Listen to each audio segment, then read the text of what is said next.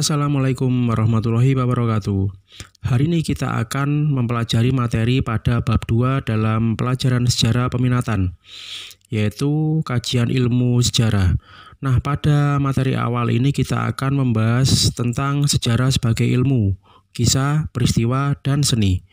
Di mana materi sejarah sebagai ilmu kisah, peristiwa, dan seni ini dikenal dengan sebutan ruang lingkup ilmu sejarah. Baik, yang pertama kita akan bahas dulu sejarah sebagai ilmu. Nah, tentunya kalian pasti tahu, sejarah itu merupakan suatu peristiwa dalam kehidupan manusia yang terjadi pada masa lampau. Nah, setiap peristiwa harus dibuktikan secara ilmiah untuk memperoleh kebenarannya. Apakah peristiwa tersebut benar-benar terjadi atau hanya rekayasa belaka? Maka dari itu, untuk membuktikan hal tersebut, kita perlu melakukan penelitian sesuai metode-metode ilmiah dalam ilmu sejarah. Jika melalui penelitian tersebut dapat dibuktikan kebenarannya, maka sejarah bisa dikatakan sebagai ilmu. Tapi, jika melalui penelitian tersebut belum bisa dibuktikan kebenarannya dan mengarah kepada peristiwa yang direkayasa, maka sejarah tersebut belum bisa dikatakan sebagai ilmu.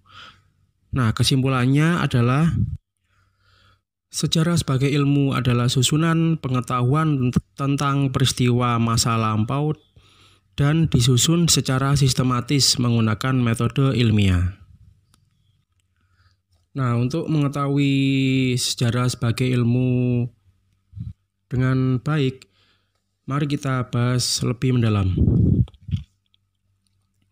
Nah, berikut akan kita bahas syarat-syarat dan karakteristik agar peristiwa sejarah dikatakan sebagai ilmu pengetahuan.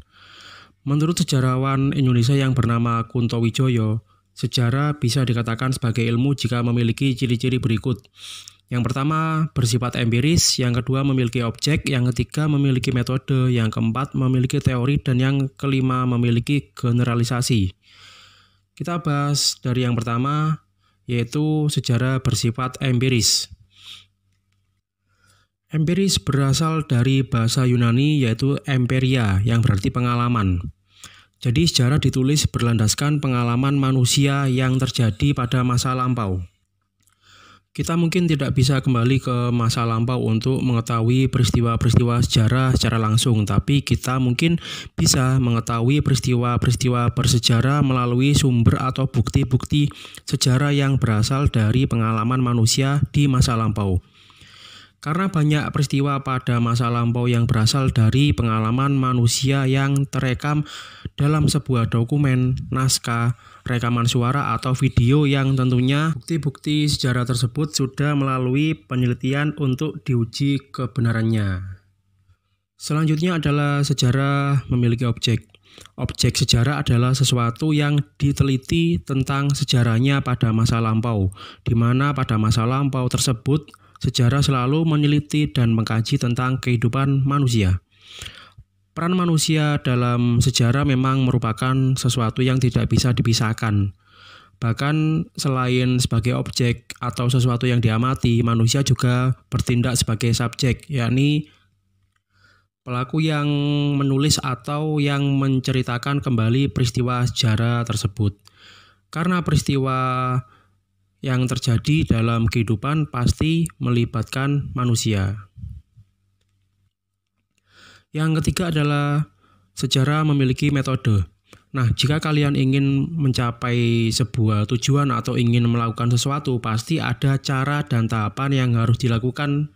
Misalnya, jika kalian mau berpergian naik kereta, pasti ada cara dan tahapan-tahapan yang dilakukan ya. Misalnya yang pertama kita pesan tiket kereta, kemudian karena sekarang kita dalam keadaan pandemi, kita harus swab dulu. Setelah swab kita harus dicek kelengkapannya oleh petugas, baru kemudian kita bisa naik kereta. Nah, langkah-langkah tersebut dinamakan metode atau cara. Jadi metode berfungsi sebagai alat untuk mencapai tujuan atau bagaimana cara melakukan dan membuat sesuatu. Nah, metode ini berasal dari bahasa Yunani, yaitu metodos yang berarti cara. Secara sederhana, metode bisa kita artikan sebagai cara melakukan sesuatu sesuai aturan yang ada. Nah, dalam melakukan penelitian, sejarah memiliki cara-cara atau tahapan-tahapan tertentu, sehingga sejarah akan menjadi sebuah ilmu yang bisa dipertanggungjawabkan kebenarannya. Metode-metode dalam melakukan penelitian sejarah ada 5 tahapan. Yang pertama adalah pemilihan topik. Tahapan pemilihan topik ini berarti tahapan untuk menentukan suatu masalah, fenomena, atau peristiwa yang akan dijadikan sebagai objek penelitian. Yang kedua adalah heuristik, yaitu tahapan pengumpulan sumber-sumber sejarah. Yang ketiga adalah verifikasi atau kritik, yaitu proses memilah sumber-sumber yang telah dikumpulkan untuk memeriksa kebenaran dan keaslian sumbernya. Yang keempat adalah interpretasi, yaitu proses penyusunan fakta-fakta menjadi rangkaian suatu peristiwa. Dan yang terakhir adalah historiografi, yaitu proses menulis rangkaian suatu peristiwa ke dalam sebuah tulisan. Baik, selanjutnya adalah sejarah memiliki teori. Secara umum, teori adalah pendapat yang didasarkan pada penelitian dan penemuan yang didukung oleh data dan argumentasi yang kuat. Nah, untuk mendapatkan sebuah teori dibutuhkan data-data yang akurat sehingga teori tersebut bisa menjadi landasan dalam suatu ilmu. Dalam teori sejarah, teori berfungsi untuk sejarawan yang digunakan dalam memandang masa lalu. Teori dalam sejarah juga sangat lekat dengan teori kausalitas atau sebab akibat. Karena dalam peristiwa sejarah banyak teori yang memiliki hubungan sebab akibat. Misalnya dalam teori kepunahan beberapa jenis manusia praksara. Kepunahan beberapa jenis manusia praksara yang ada di Indonesia memiliki beberapa teori. Salah satunya adalah kepunahan beberapa jenis manusia praksara ini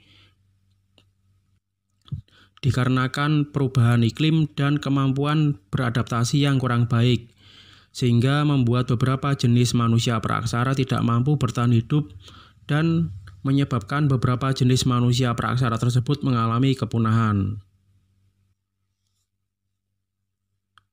Dan yang terakhir adalah sejarah memiliki generalisasi. Generalisasi berasal dari bahasa Latin, yaitu generalis yang berarti umum. Generalisasi adalah proses penalaran yang membentuk kesimpulan secara umum atau melalui suatu kejadian dan sebagainya.